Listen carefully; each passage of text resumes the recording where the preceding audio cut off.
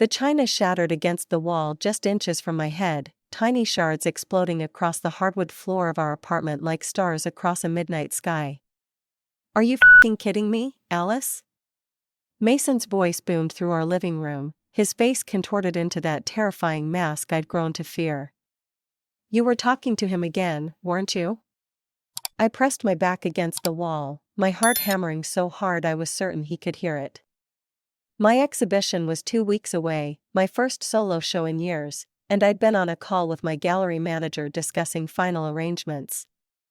To Mason, any male voice on the phone was cause for suspicion. "It was just Derek from the gallery," I managed, my voice smaller than I wanted it to be. "About the exhibition. You know that."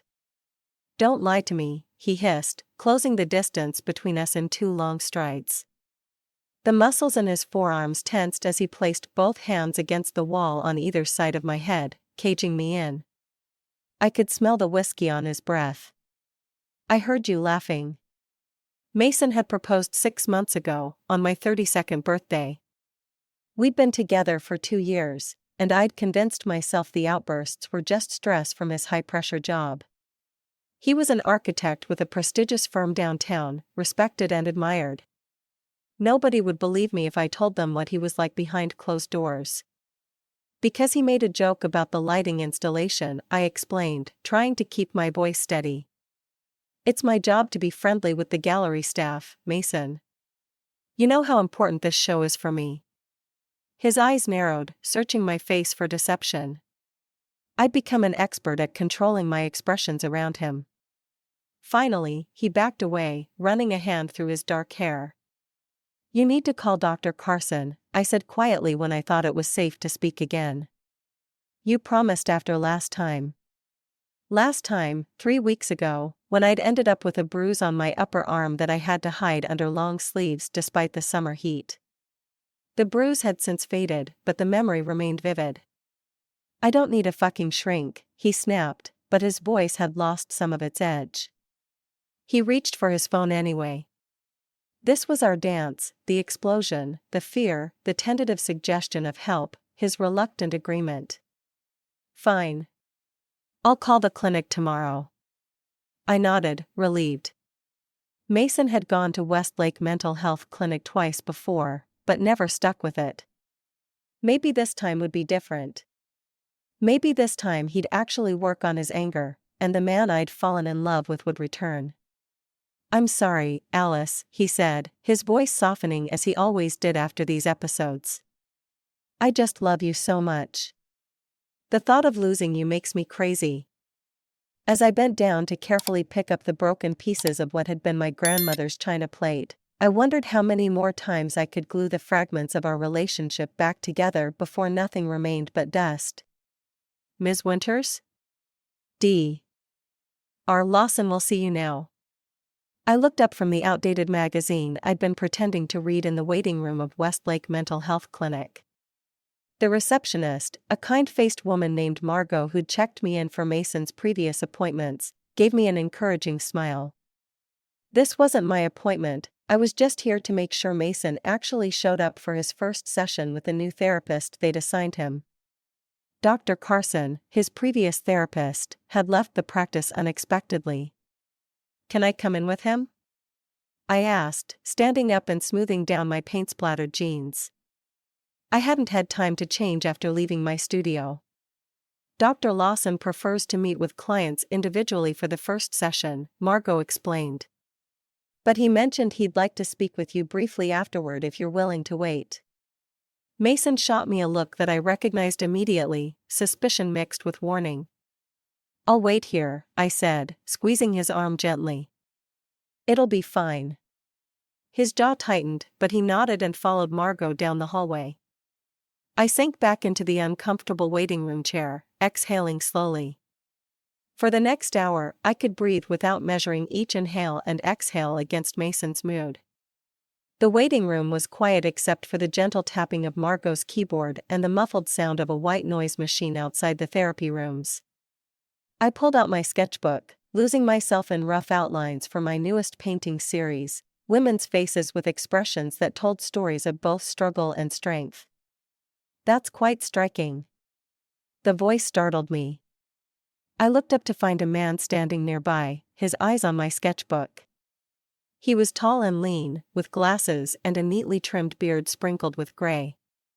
His smile was warm, but professional. "Sorry to interrupt," he said. "I couldn't help noticing your work." "It's all right," I replied, closing my sketchbook partly out of habit. Mason hated when I showed my art to others before showing him. "Just killing time." "You're an artist?" I nodded. "Yes. Alice Winters." "Nathan Lawson," he replied, extending his hand. As we shook hands, I realized who he was, Mason's new therapist. "Your fiancé mentioned you're preparing for an exhibition." "In 2 weeks," I confirmed, surprised Mason had mentioned it. "At Grayson Gallery downtown." "I know it. They showcase incredible talent." His eyes crinkled at the corners when he smiled. "Would you mind following me? I'd like to chat briefly before your fiancé rejoins us." I gathered my belongings and followed Dr. Lawson down the hallway to his office. It was warmer than I expected, bookshelves lined with psychology texts but also art books and literature, a comfortable-looking sofa, plants thriving on the windowsill. Less clinical than I'd imagined. "Please, have a seat," he said, gesturing to the sofa while he took a chair opposite. "I want to be transparent with you, Ms. Winters. I've recommended to Mason that he attend both individual science and our anger management group therapy. From what he's shared, there are some concerning patterns that would benefit from comprehensive treatment." My heart rate quickened. "Did he agree?" Reluctantly, Dr. Lawson admitted. "Which is why I wanted to speak with you. Support from partners is crucial, but so is your safety and well-being." "Has Mason ever physically harmed you?" The directness of his question caught me off guard. I'd become so accustomed to hiding, to making excuses, that being asked so plainly left me momentarily speechless. "It's complicated," I finally managed. Dr. Lawson didn't press, but his gaze remained steady. "Complex situations often are. We have resources here, not just for Mason, but for you too. We offer support groups for partners, individual counseling." "I'm fine," I said automatically, the words coming out with practiced ease. "I just want him to get help."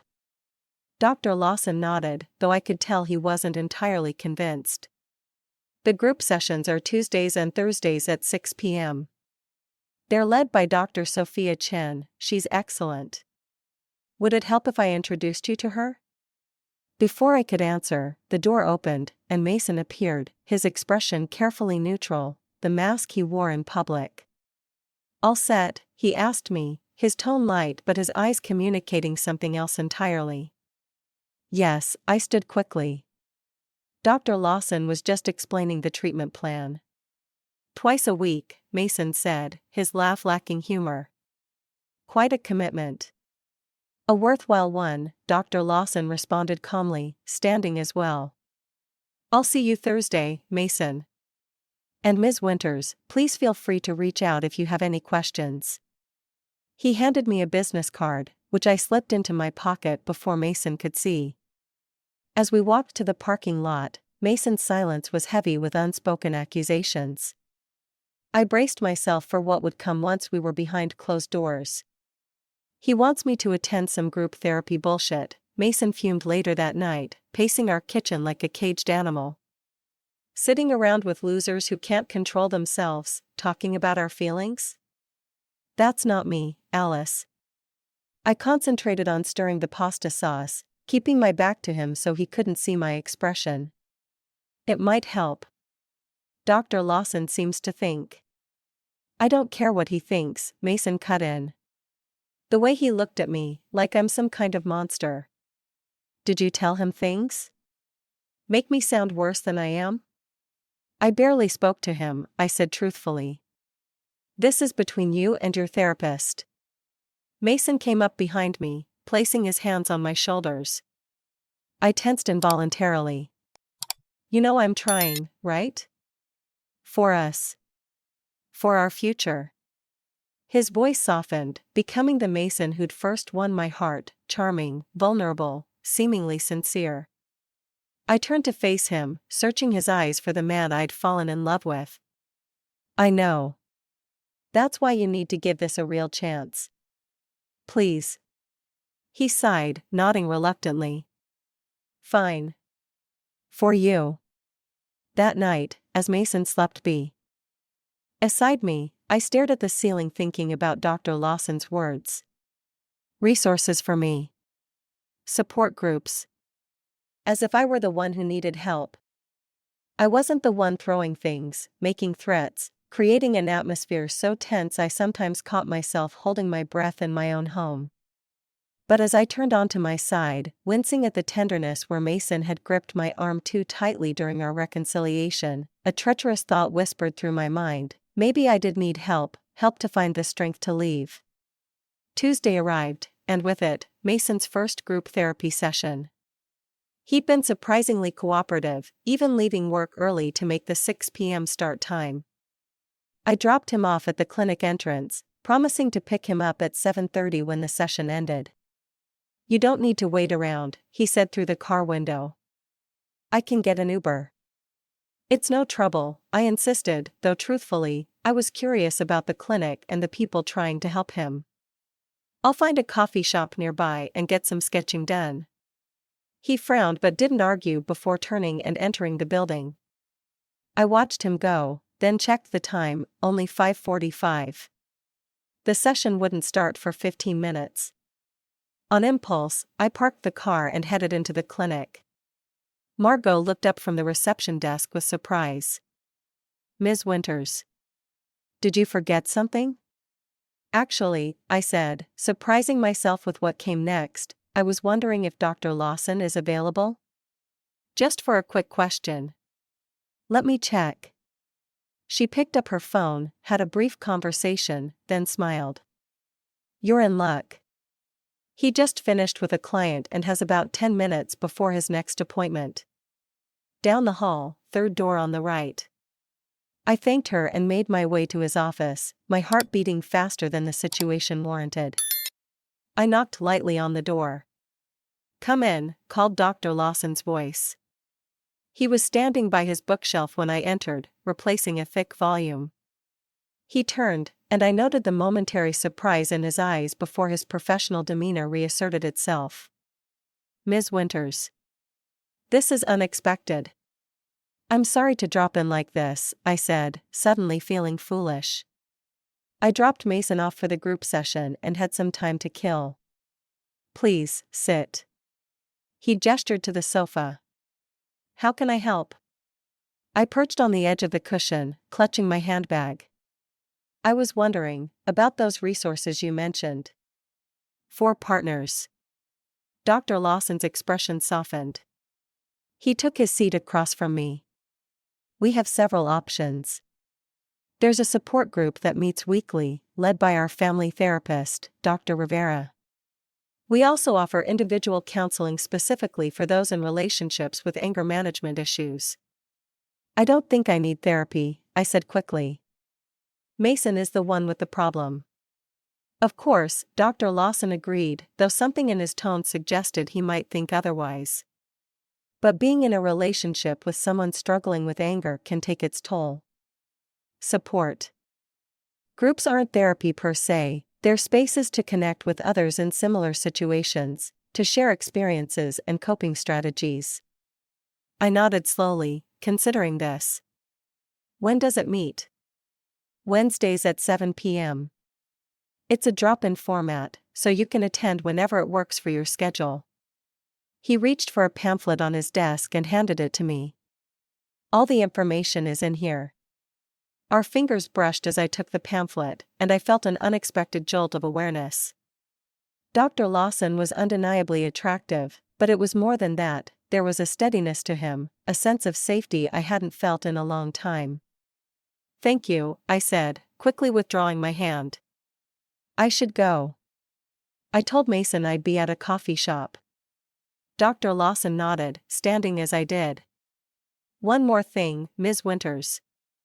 Alice, I corrected. Alice, he repeated, my name sounding different in his voice. I can't discuss Mason's treatment with you specifically, but I want you to know that change takes time. It's important to be realistic about expectations. What does that mean? I asked, though I feared I already knew. It means that while we'll do everything we can to help Mason manage his anger, your safety comes first. If at any point you feel unsafe, I should go, I interrupted, suddenly uncomfortable with the direction of the conversation. Thank you for the information. Dr. Lawson didn't try to stop me as I hurried from his office. I practically ran through the waiting area, past a surprised Margot, and out into the evening air where I could breathe again. In my car, I stared at the pamphlet he'd given me. Breaking the Cycle, Support for Partners of Anger Management Clients. The woman on the cover looked nothing like me, calm, confident, clearly in control of her life. I shoved the pamphlet into my glove compartment before heading to the nearest coffee shop to wait for Mason. How was it? I asked when Mason slid into the passenger seat an hour and 45 minutes later. His expression was unreadable. Fine. I waited for more as I pulled away from the curb, but nothing came. Did you connect with anyone there? He snorted. Connect? With a wife-beater and a guy who punched his boss? Not exactly my crowd, Alice. My hands tightened on the steering wheel. They're there for the same reason you are, to get better. I'm nothing like them, he insisted. Dr. Chen thinks I have displaced aggression from my childhood. Wants me to talk about my father next time. I'd heard about Mason's father only in fragments, a strict military man who died when Mason was in college. Mason rarely spoke of him, and when he did, his entire demeanor changed. Maybe that would help, I suggested carefully. Maybe, he conceded, surprising me. There was this one guy, Mark. He's been coming for 6 months. Said it saved his marriage. Mason glanced at me. I want that for us, Alice. I want to be better for you. The sincerity in his voice made my throat tighten. This was the Mason I'd fallen for, vulnerable, self-aware, willing to change. The Mason who disappeared beneath layers of jealousy and rage. I know you do, I said softly. When we arrived home, Mason was gentler than he'd been in weeks. He helped me prepare dinner, asked about my day, listened when I talked about my exhibition preparations. For a few hours, I could almost believe things were getting better. But as I lay beside him that night, I couldn't shake Dr. Lawson's words, change takes time. How much more time could I give? And how many more chances? The support group pamphlet remained in my glove compartment for a week before I finally worked up the courage to attend. I told Mason I was meeting with my gallery manager, a lie that twisted in my stomach but felt necessary. The group met in a comfortable room at the clinic, chairs arranged in a circle, coffee and cookies set out on a side table. There were 8 other people, 7 women and 1 man, all looking as nervous as I felt. Dr. Rivera, a warm-faced woman in her 50s, welcomed everyone and explained the format. This is a space for sharing, for support, and most importantly, for honest reflection. Nothing said here leaves this room. One by one, people introduced themselves. Julie, whose husband had been in anger management for 3 months. Marcus, whose boyfriend was just starting the program. Danny, who had left her partner but was still processing the relationship. When my turn came, I hesitated. I'm Alice. My fiancé just started the program 2 weeks ago. Welcome, Alice, Dr. Rivera said warmly. Would you like to share more, or would you prefer to listen today? I'll listen, I said quickly. For the next hour, I sat in stunned silence as strangers described versions of my life, the walking on eggshells, the apologies followed by renewed abuse, the isolation from friends and family, the excuses made to colleagues about bruises or cancelled plans. Julie showed the group a journal she kept of her husband's outbursts, the pages filled with dated entries. It helps me see patterns, she explained. And it reminds me I'm not crazy when he tries to gaslight me about what happened. I thought about my own mental catalog of Mason's explosions, how I'd started associating them with external factors. Mason was stressed about work. Mason had too much to drink. Mason was worried about money.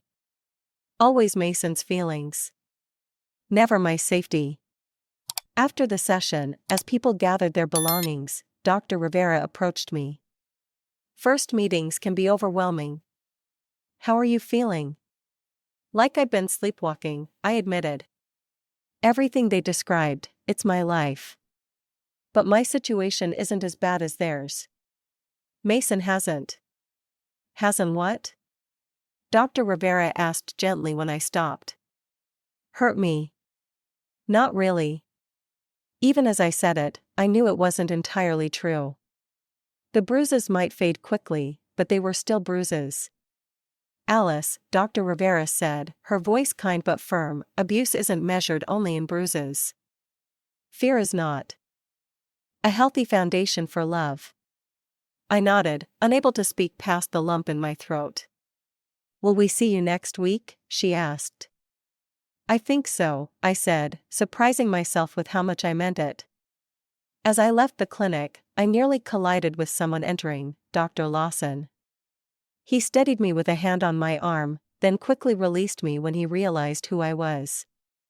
Alice, he said, sounding pleased. You came to the group. Yes, I confirmed, oddly flustered by the encounter. It was enlightening. Good, I'm glad. His smile was warm, genuine. How's everything else? I knew he was asking about Mason, about our home life, about whether anything had escalated. Fine, I said automatically, then amended, better, I think. He seems to be taking the sessions seriously.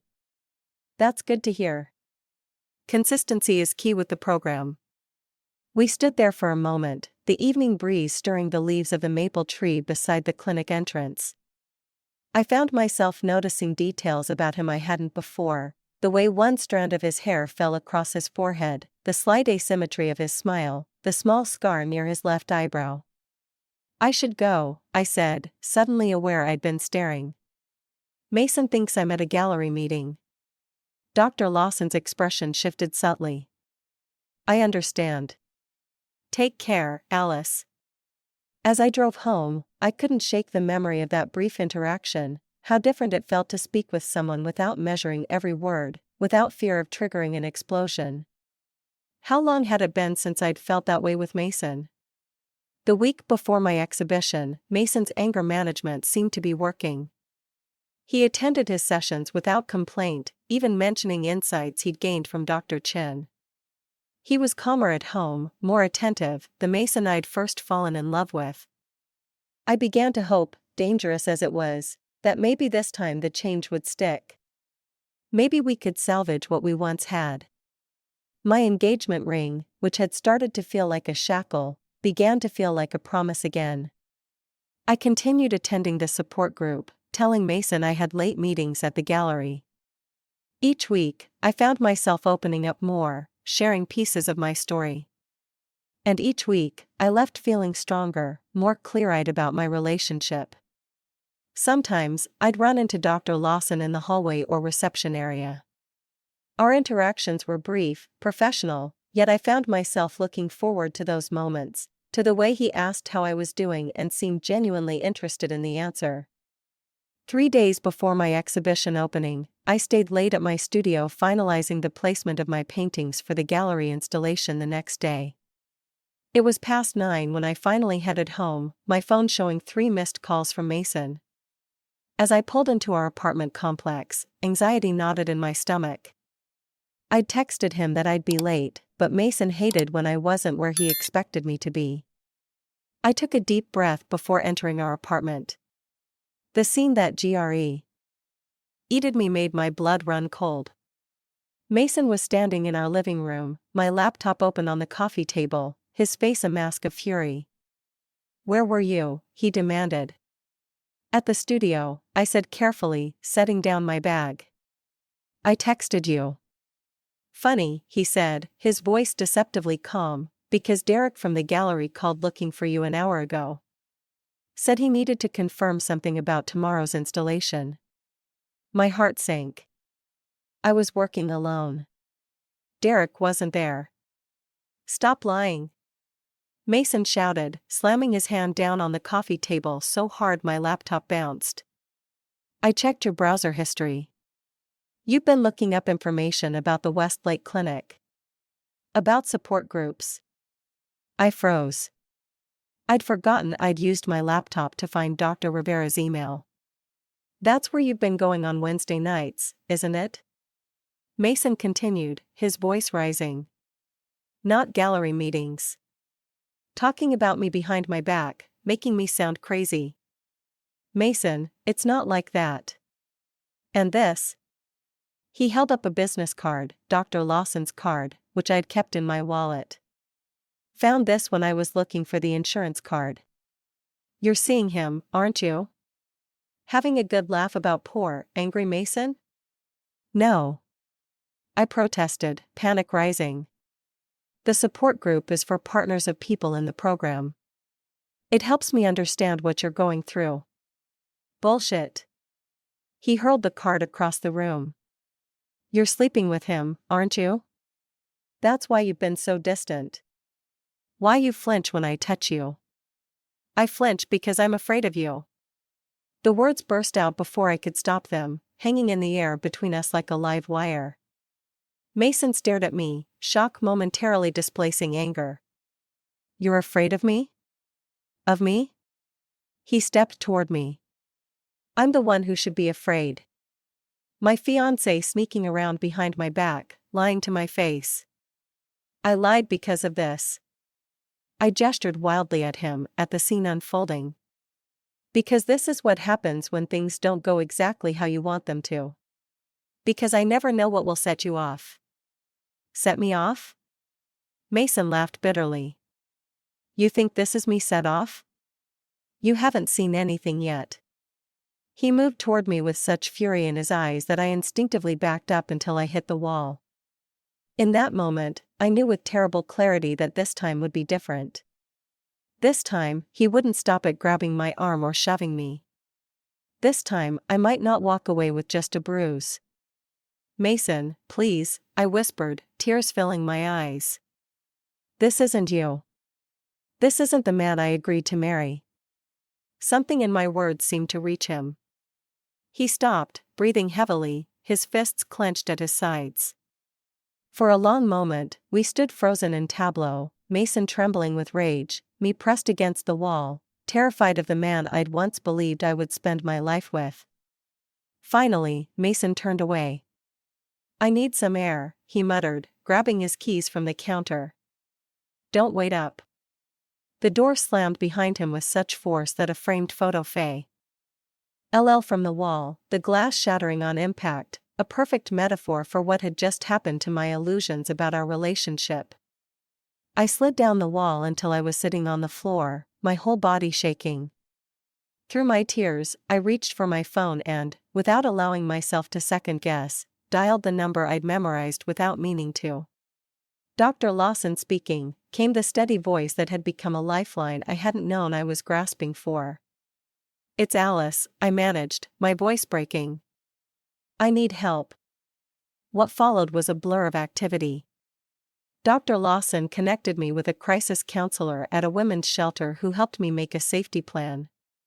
I packed a bag with essentials while Mason was still out, and my friend Tasha, whom I hadn't spoken to in months because Mason didn't like her influence on me, came to pick me up and take me to her apartment. Dr. Lawson had been clear, this isn't appropriate for me to handle personally, Alice. But I can connect you with people who can help. I'd felt simultaneously relieved and disappointed. Part of me had wanted him to swoop in and rescue me himself, a fantasy I knew was inappropriate on multiple levels. But the professional distance he maintained helped me see things clearly. This was my life, my decision, my rescue. The next morning, I went to the gallery as planned to oversee the installation of my exhibition. I'd turned off my phone after receiving a barrage of texts from Mason alternating between apologies, accusations, and threats. Through Tasha, I arranged for a locksmith to change the locks on my studio, where I kept my most valuable work and supplies. By evening, I was physically exhausted but mentally clearer than I'd been in months, perhaps years. My exhibition was ready. I was staying somewhere safe. I had a plan. I was also terrified. Mason knew where I worked, where my exhibition was being held. He knew my routines, my friends. If he was determined to find me, he would. The night before my exhibition opening, I couldn't sleep. Around midnight, I found myself looking up the Westlake Clinic's website, specifically Dr. Lawson's professional profile. His kind eyes looked back at me from a headshot that didn't do him justice. I read about his specializations, his education, his approach to therapy. What was I doing? Developing feelings for my abusive fiancé's therapist was possibly the most inappropriate and complicated situation I could create for myself. Yet I couldn't deny the way my heart raced when I saw him, how his voice made me feel calm and heard in a way I hadn't experienced in too long. The next morning, I dressed carefully for my exhibition opening. My first major show in 3 years. I'd once dreamed of this moment, but now it was overshadowed by fear of what Mason might do. Derek, my gallery manager, had been understanding when I'd explained the situation in vague terms. He'd arranged for additional security, just in case. As the first guests began to arrive, I stood in the center of the gallery, surrounded by my work, paintings of women with expressions that told stories of both sorrow and strength. I realized now how much of myself I'd poured into them, how they chronicled my own emotional journey. These are remarkable. I turned to find Dr. Lawson standing behind me, dressed in a charcoal suit that made him look even more handsome than I remembered. My surprise must have shown on my face. "I hope it's all right that I came," he said.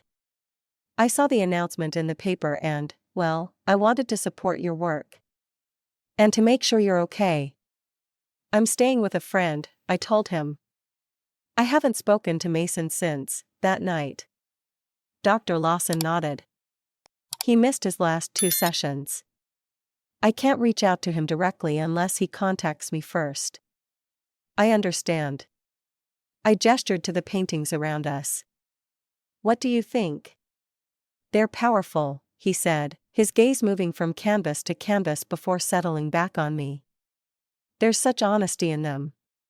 Pain, yes, but also incredible resilience. No one had ever described my work quite that way before, and I felt seen in a way that was both terrifying and exhilarating." "Thank you for coming," I said, suddenly shy. "It means a lot." "Alice." Derek approached, looking stressed. "There's someone at the door insisting on speaking with you. Says he's your fiancé." My blood ran cold. "Mason's here?" "Security isn't letting him in," Derek assured me quickly. "But he's making quite a scene. Should I call the police?" Before I could answer, Dr. Lawson spoke up. "Let me talk to him. It might help defuse the situation." "Nathan, no," I said, using his first name without thinking. "It's not your responsibility." "I'm still his therapist," he reminded me gently. "And I'm trained to handle crisis situations." "Let me try." After a moment's hesitation, I nodded. Derek led Dr. Lawson toward the entrance while I remained frozen in place, my heart pounding.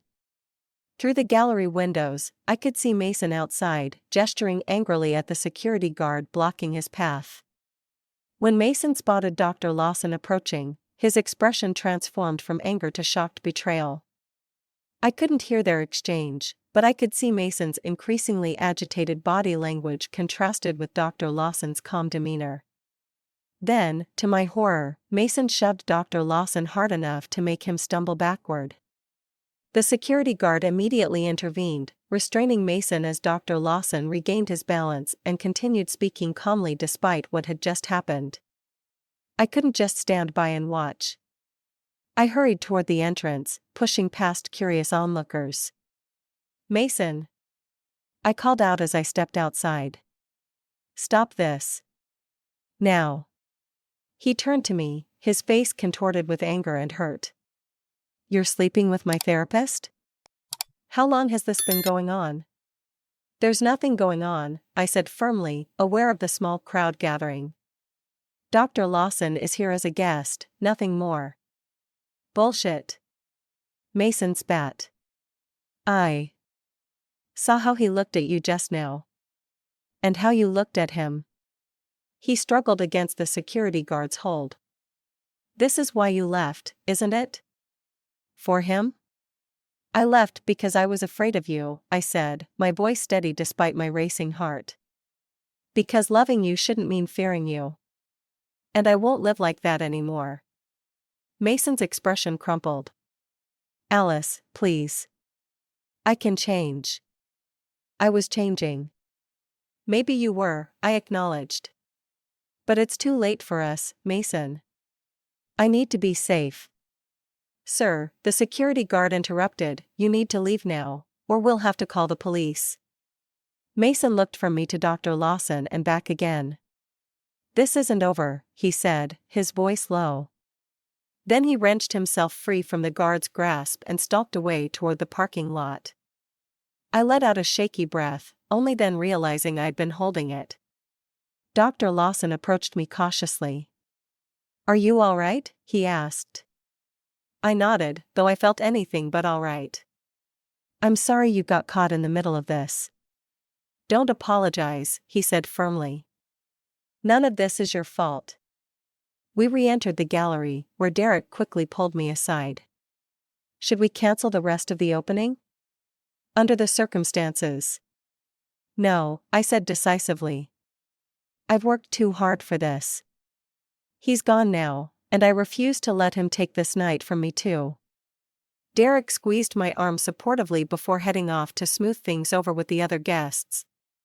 I turned back to Dr. Lawson, who was watching me with an expression I couldn't quite read.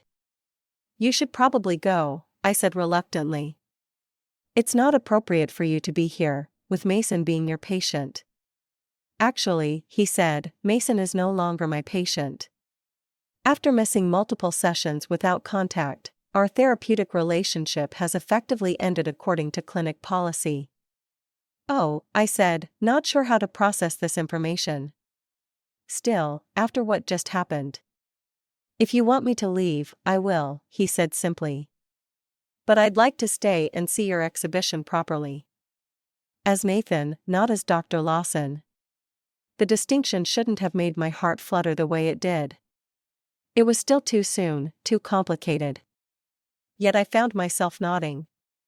I'd like that, I said softly. For the rest of the evening, Nathan stayed at a respectful distance, examining each painting carefully, occasionally catching my eye across the room and smiling in a way that made me feel both vulnerable and strong. When the last guests had departed and Derek was locking up, Nathan approached me again. Your work is extraordinary, he said. Thank you for letting me be part of this night. Thank you for helping with Mason, I replied. And for everything else these past few weeks. We stood there in the quiet gallery, surrounded by my paintings, witnesses to my journey from fear to a fragile new beginning. Can I walk you to your car? He offered. Actually, I took a taxi. Tasha dropped me off earlier but couldn't stay. Nathan nodded. I'd be happy to give you a ride if you'd be comfortable with that. I hesitated only briefly before accepting. As we walked to his car, a comfortable silence settled between us. It wasn't until we were pulling away from the gallery that he spoke. Alice, I want to be clear about something, he said, his voice gentle but serious. What happened tonight, Mason's accusations, they're not true, but they're not entirely unfounded either. I looked at him, confused. What do you mean? He kept his eyes on the road, his hand steady on the steering wheel. I've been drawn to you since we first met. Your strength, your talent, your resilience, it's remarkable. But I would never have acted on those feelings while Mason was my patient. I hope you know that. My heart was racing. I do. And even now, he continued, it would be inappropriate for me to pursue anything. You're going through a significant transition, rebuilding your life. The last thing you need is another complicated relationship. Part of me wanted to protest, to tell him that his presence had been one of the few steadying forces in my chaotic life these past weeks. But I knew he was right. I understand, I said softly. But, maybe someday?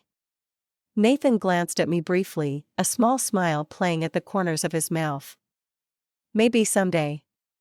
When we reached Tasha's apartment building, he insisted on walking me to the entrance, making sure I got inside safely.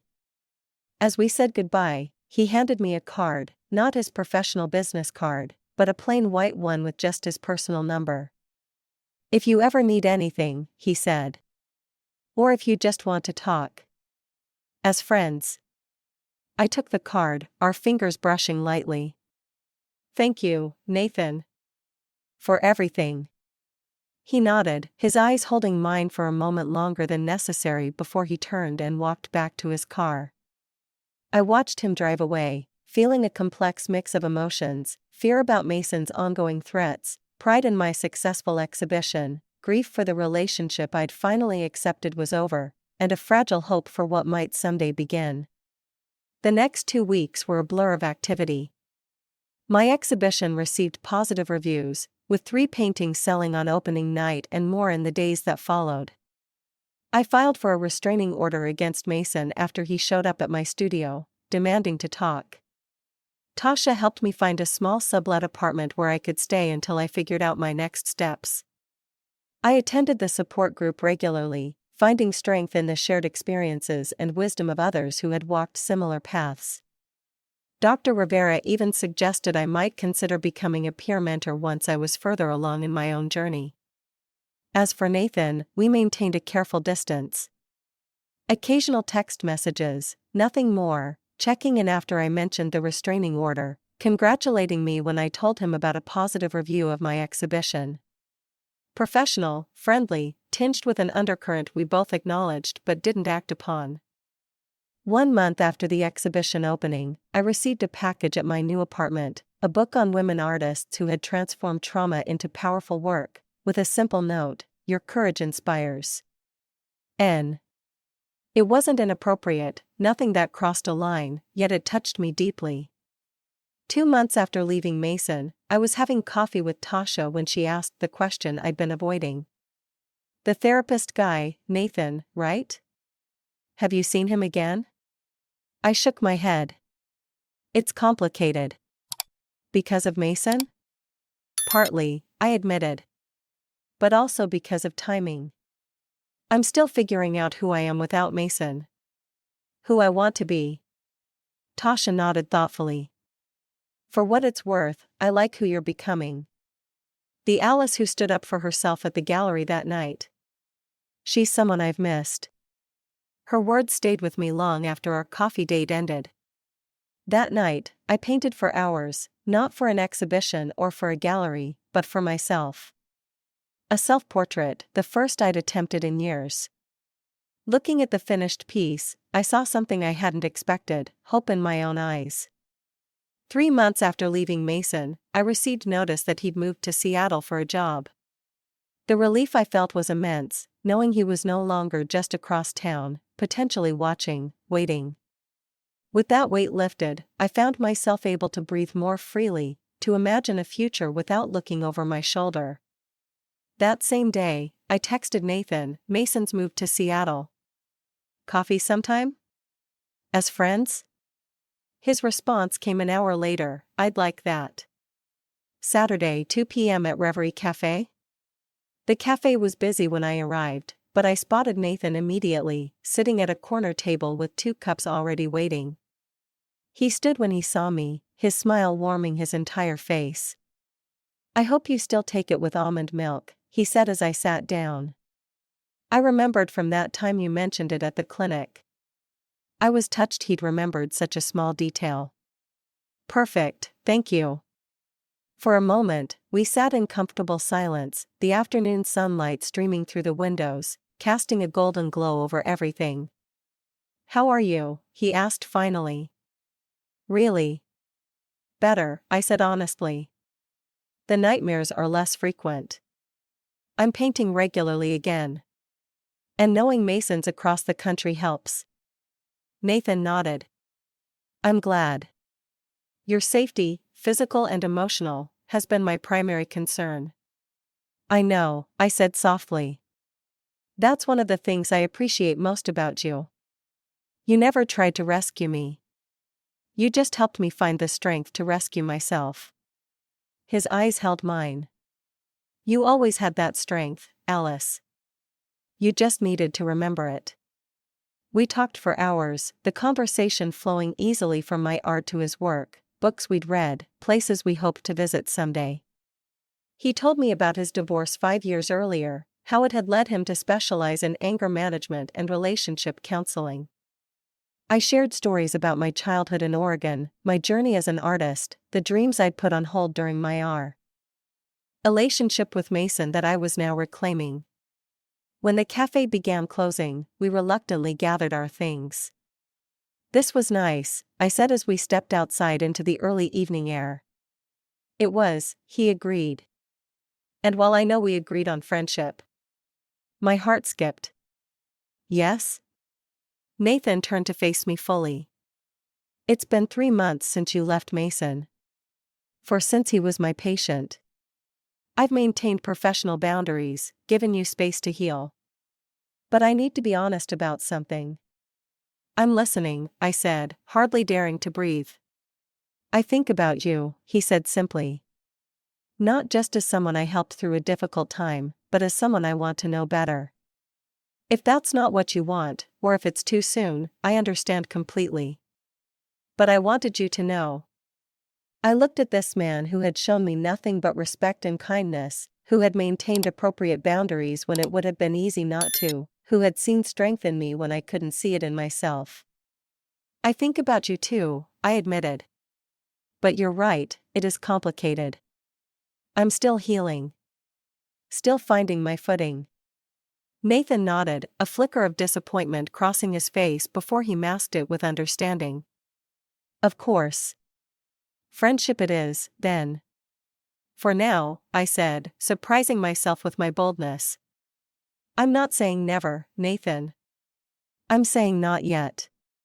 His smile returned, tentative but genuine. "I can work with not yet." As we said goodbye, he didn't try to hug me or touch me, another demonstration of his respect for my boundaries that only made me admire him more. I watched him walk to his car, knowing that whatever developed between us, it would be built on a foundation of mutual respect and genuine care.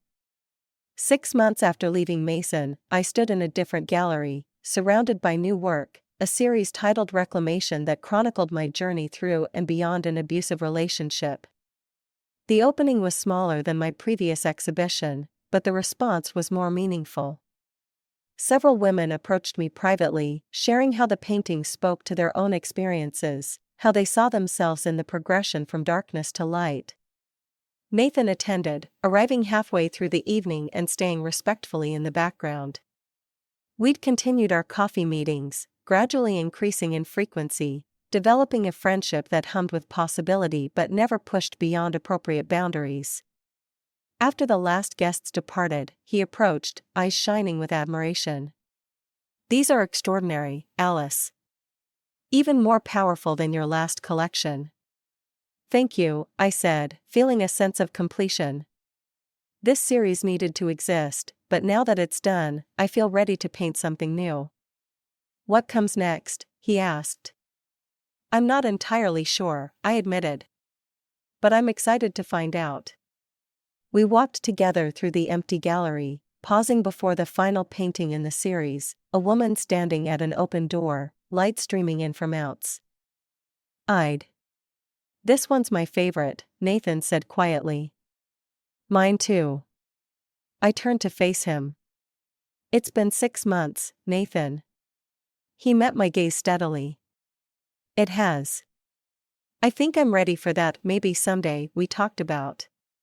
His expression softened. Are you sure? Not about everything, I said honestly.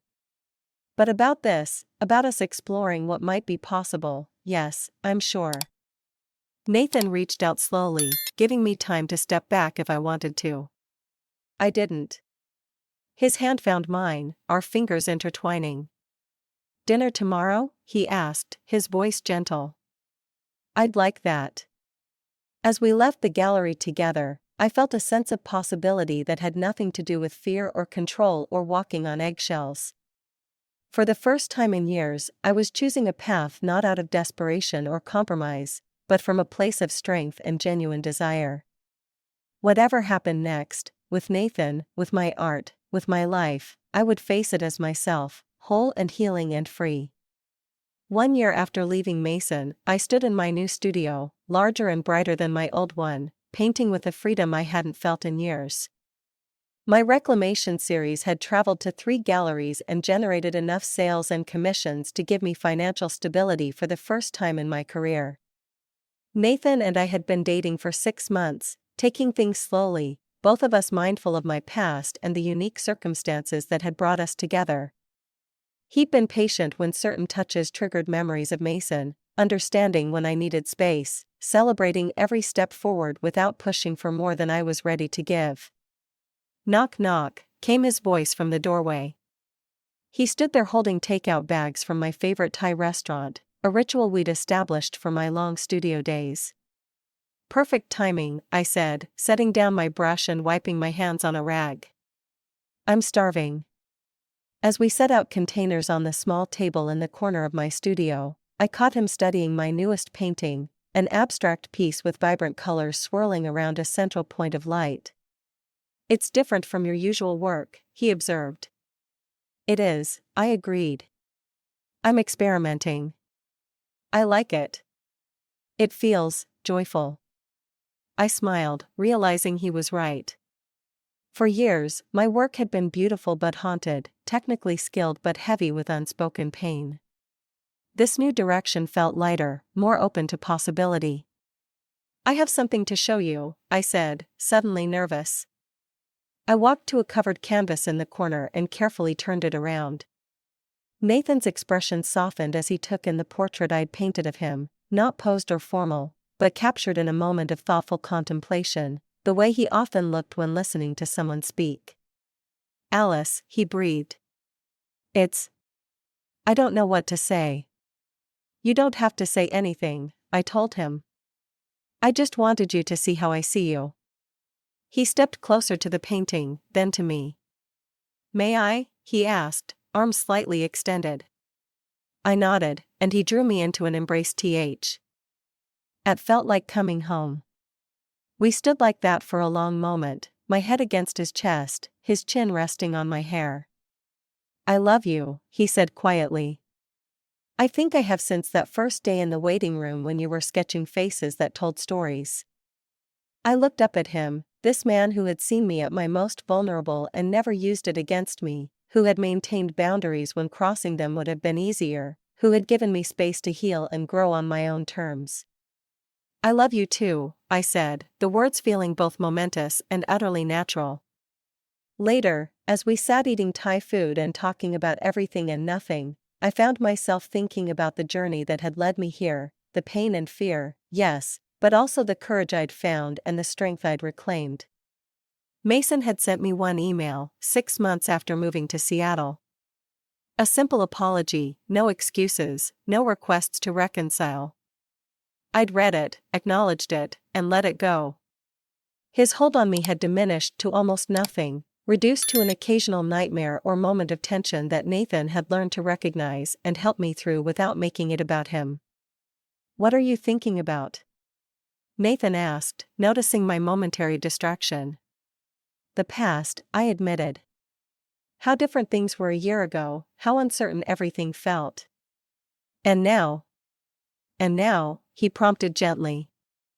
I smiled, reaching for his hand across the table. Now I'm painting joyful things. Now I'm with someone who loves me without trying to control me. Now I'm excited about the future. Nathan squeezed my hand. I like the sound of that future. So do I said, and I meant it with every fiber of my being. There are days when the past still casts its shadow, moments when a raised voice in public makes me flinch, nights when I wake from dreams where Mason's anger finds me again. But they're growing fewer and farther between. Nathan and I are taking our time, building something strong and healthy. We've had our challenges, his occasional tendency to slip into therapist mode during arguments, my lingering trust issues that sometimes make me question his intentions.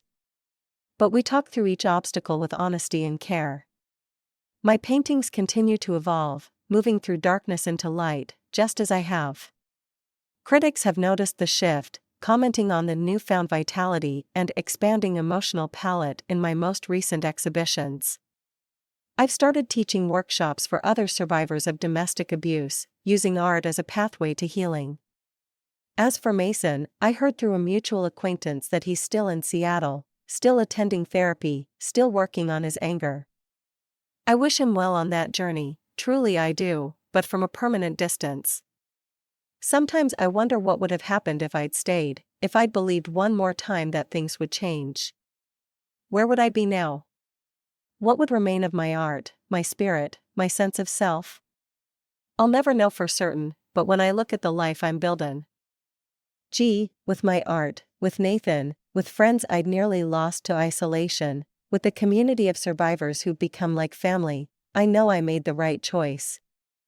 The broken pieces of who I was have been gathered, examined, reworked into something new. Not perfect, not unmarked by what came before, but stronger in the mended places and beautiful in its imperfection. A broken canvas, transformed.